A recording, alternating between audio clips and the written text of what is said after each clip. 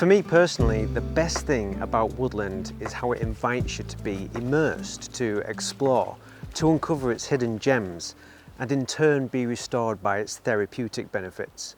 And there's no greater sense of immersion and losing yourself than when you visit a woodland for the very first time.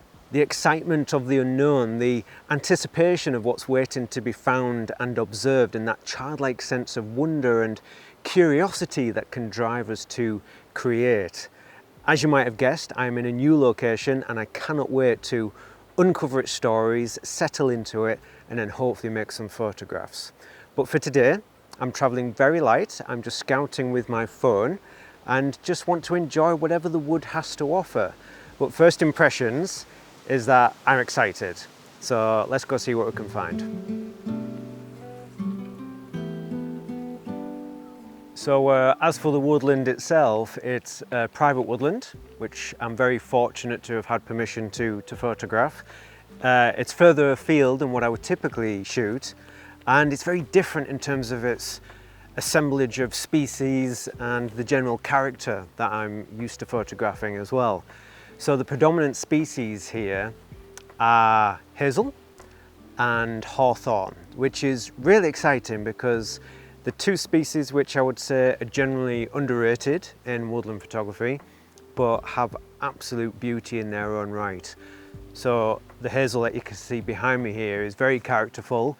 The very interesting hazel can have very dense canopies, self-coppicing, multi-stems, and then the hawthorn, which there's a lot of here, is also very characterful. But can be covered in berries, and if you get one that's in the sunlight, can be absolutely covered in beautiful blossom in the springtime. So I'm already starting to think about, the seasonal differences in this woodland. But yes, really quite wonderful. And straight away, I think I'm going to have to take a scouting image of this wonderful arching hazel here. So I'm going to get out the camera and see if I can figure out a composition.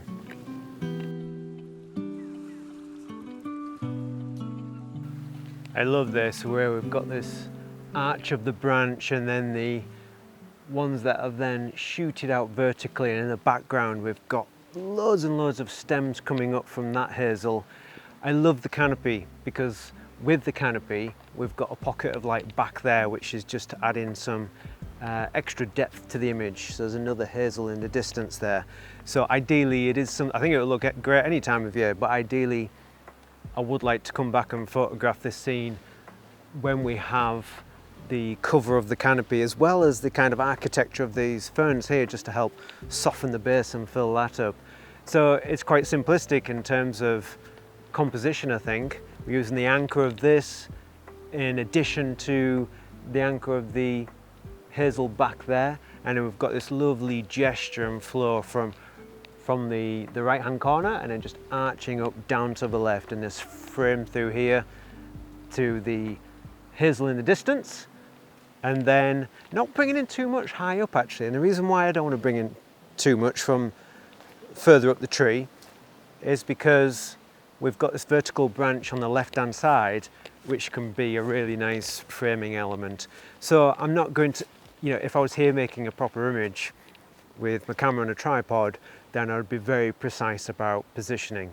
But this is just, fundamentally a sketch. So just a quick phone shot, log the coordinates so I know how to get back to here. And yeah, there's the first one in the bag. Probably a 4x3 or a little bit wider if I want to bring in a little bit more open space over on the left-hand side.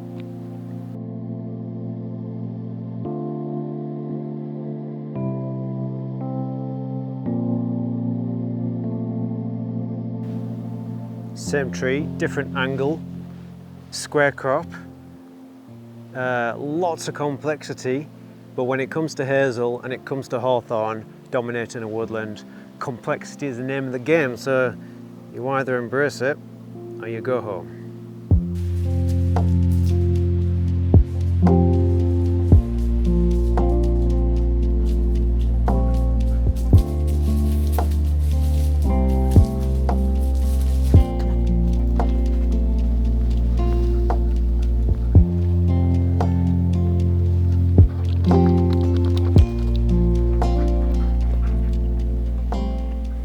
Another archway, excellent. Even though this shares similar characteristics to the previous image, this is actually a hawthorn and not a hazel.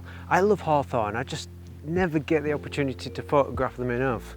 But this is wonderful, and potentially it's a better image than the last one as well. I don't know, it's certainly got a better background because under the archway here is more hawthorns, but they're all nicely separated out as well, and they take us down to where the stream is, so that's where the light will gather, you know, giving more depth and separation from this foreground too.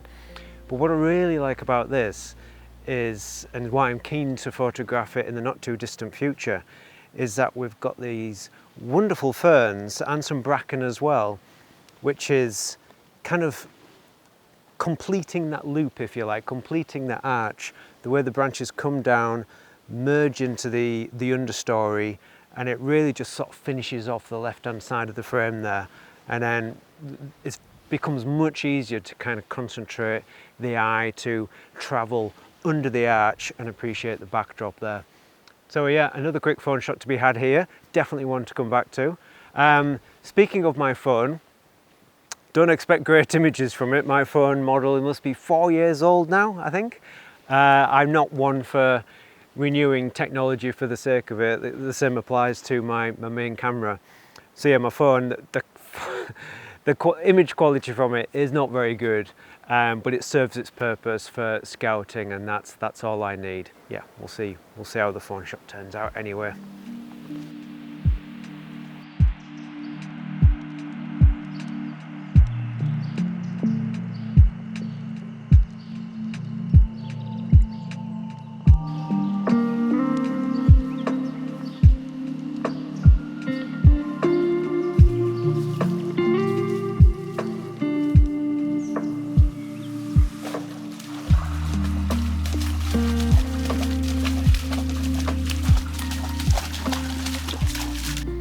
Definitely seen some potential here. We've got this leaning birch area, I think it is, sort of intertwined with these hawthorn trees. So we've got the vertical structure of the hawthorns and then the horizontal moss-covered branch of the bird cherry. But what I really like is how that bird cherry branch then swoops up and then comes back on itself, helping to create a frame at the top. I wouldn't want to include too much on the right-hand side, I don't think, because it is quite worn down. I think there's quite a bit of deer walk through here, so it's quite trodden, so I don't want too much of an empty brown patch, but just to have the branch coming in on the side of the frame, reaching up, arching round, and then also using the hawthorn canopy. Hawthorn and the hazel as well, not always, but quite often can have very dark trunks and branches because they can get such a dense canopy, and all the lichens as well. So I think looking for structure, looking for shape can be quite important. And there's plenty of that around here.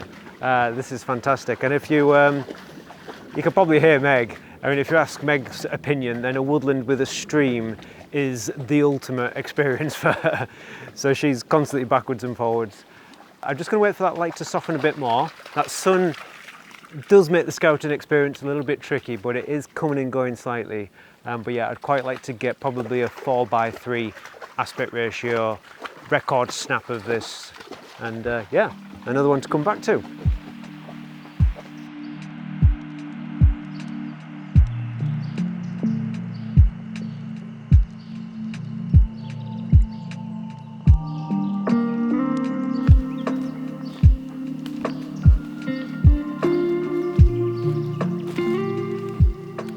Love all these slithers and twists of the hawthorn. There's Trentifolia algae as well, giving that hint of warmth. There's even some crabapple in here too. Bit of everything. And I love this complexity. Something to get my teeth into. I wonder what's down here. We've got a convergence of streams here.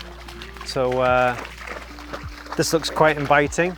I mean, I just follow my nose, to be honest. I say that, I probably follow Meg's nose because she's so good at picking out trails where the animals tend to go, and that offers a passage through the woods. So yeah, I don't follow my nose, I follow Meg's nose. She's got a much more sensitive one than I do. And it's probably better at finding compositions as well, isn't it, Meg? Come on, good girl.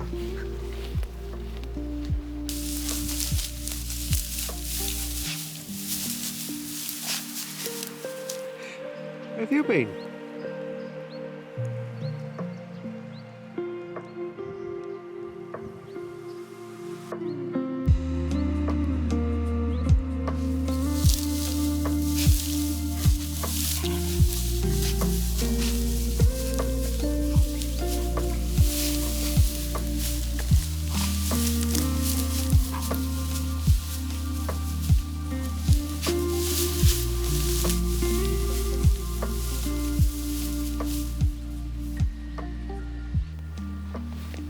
Oh, it can be hot work with that sun out wading through bracken, but check out these hawthorn behind me here.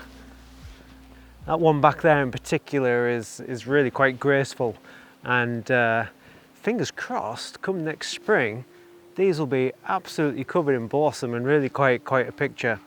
And I'm surrounded by hawthorn here. There's absolutely loads of it, and what I'm getting a glimpse of now, which I haven't seen so far, is some silver birch. So that's good. We're getting into some open space now. I'm starting to think of frosty mornings, autumn leaves, that kind of thing. So yeah, can see some quite nice arches from the silver birch back there, so I'm going to have a closer look. Just need to get some layers off first.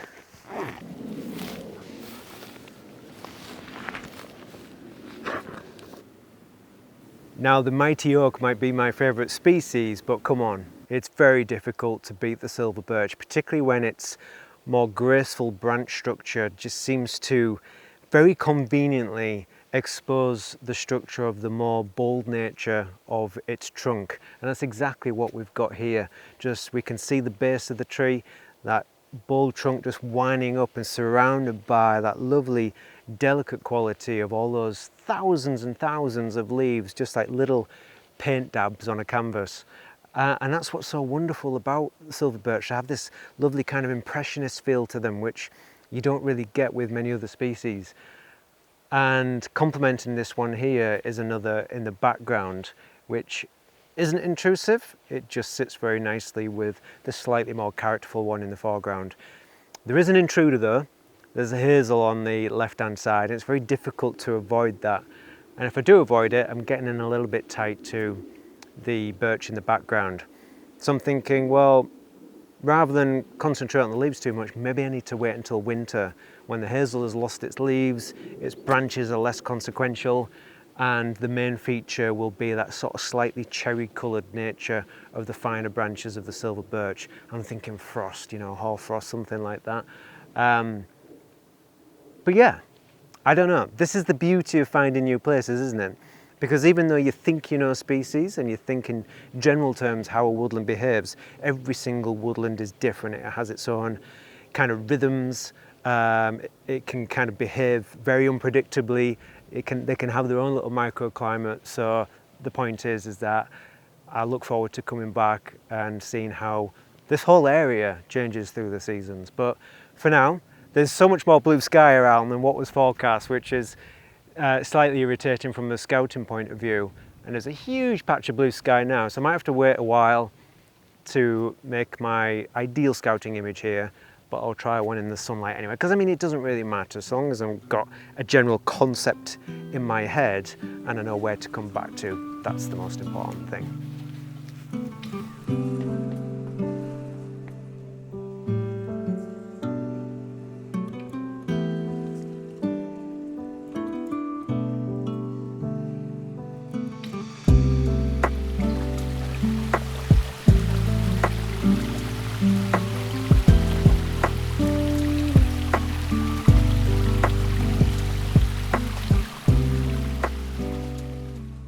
I thought I'd just take a moment to sit down on this nice fallen tree and tell you about the 617 Club. Now, I did hint in my last video that something exciting was happening. Well, it's happened, it's here, it's ready for you to join right now, and we're really excited by it. Essentially, it is it's a community for outdoor photographers. It's a project I've been working on with Thomas Heaton for months now. We've had a live platform with our founding members for at least 2.5 months. So we'll be going through this extensive test phase, trying out different concepts, see what works, see what doesn't, and actually just build up a really engaged and supportive and welcoming community ready for when we're, open it up to the big wide world. So yeah, please take a look at the website, which is allthews.the617.club, where you'll get all the benefits of being a member, a little bit about the platform, about why we've done it. And yeah, please take a look because it's exciting and I'm really looking forward to where it's going, what we have planned, which is ambitious, but it's the members that are at the core of what we're doing. I've even already got some stickers, one's on my bottle there. But yeah, it's really cool and we're excited by it. So if it is of interest, go and have a look. But thanks very much for listening to this bit. The clouds come back. No doubt when I stop talking, the sun will come out again. But let's go and see if we can find something else.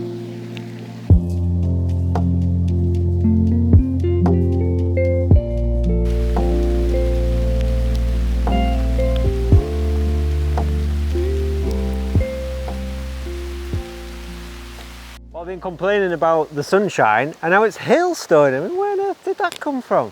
I mean, as it happens, I'm going through quite a dense area of hawthorn, so I'm pretty well sheltered. But yeah, hailstone was the last thing. I mean, it was cold, colder than it has been this morning. But yeah, I didn't expect this sudden drop in temperature and have balls of ice falling on me. But there you go. Anyway, I don't think I should stop here. I'll keep moving because you never know, it might get really heavy and I'll get an atmospheric phone shot. So yeah, we've got it all today, haven't we, Meg? Great fun.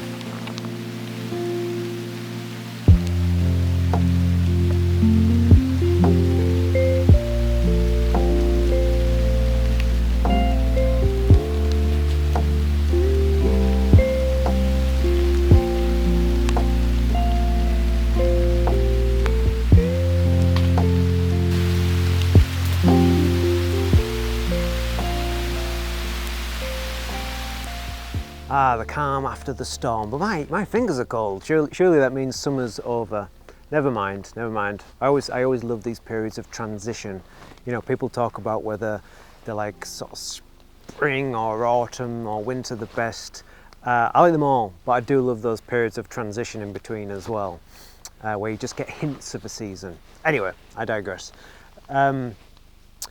Like I said near the beginning, there's a lot of complexity and scruff in this woodland, which I love, and I like to embrace that, and I think I'm doing so here.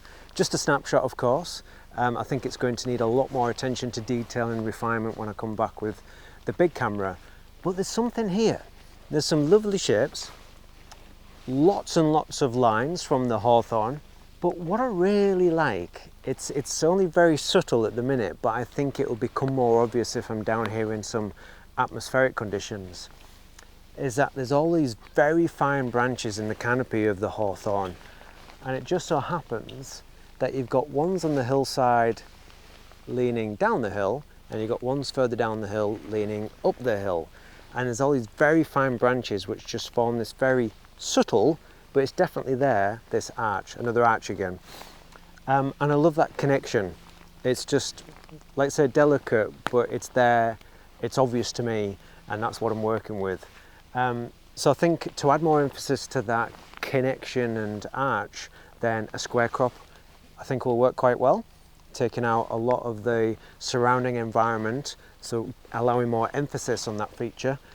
But at the same time, I think a wider image will work too, just something with more depth, because I can't tell what it is here, but down in the valley there's a leaning tree catching the light, and I always like those extra components, just something else for the eye to observe and then kind of bounce back to another part of the image. So yeah, thing is, time's running out, because it won't be long until all these leaves start to drop and we lose the lovely structure of these ferns in the understory, but then this framing of lush green at the base and green across the canopy, almost like in diagonals. So we've got this lovely sort of top and bottom frame. But yeah, we shall see. I might be wrong. It might be just as good in a different season. But there you go. You know, I think I might have to head home now. But all in all, I've started to get my bearings in this woodland. I hope you've liked the look of it too, because I'll definitely be back. And I do feel very privileged. I do seek places like this where I can get permission to photograph them, because there is nothing I love more than to be absolutely on my own in the woods. Like I said at the beginning, it's that sense of immersion. And if there's nothing to disrupt that sense of immersion, and it's just you in nature, it can't be beaten as far as I'm concerned. So yeah, very, very fortunate to be able to explore this location with that freedom. So yeah, more to come from here, but for now, I think my scouting day is over.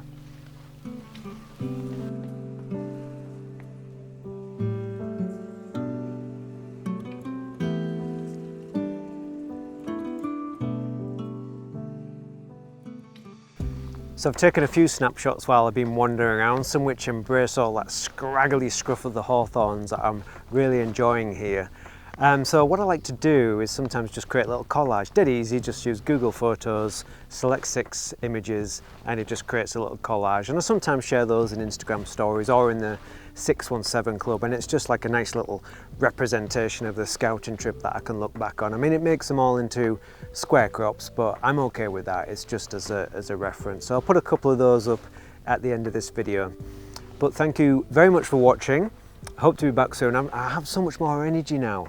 I think when you get, you know, if you've been ill and then you start to feel better, you realise just how much energy you lacked before. So yeah, hopefully it won't be too long until the next video is out. But in the meantime, please check out the 617 Club. Thanks again for watching, and I'll see you soon.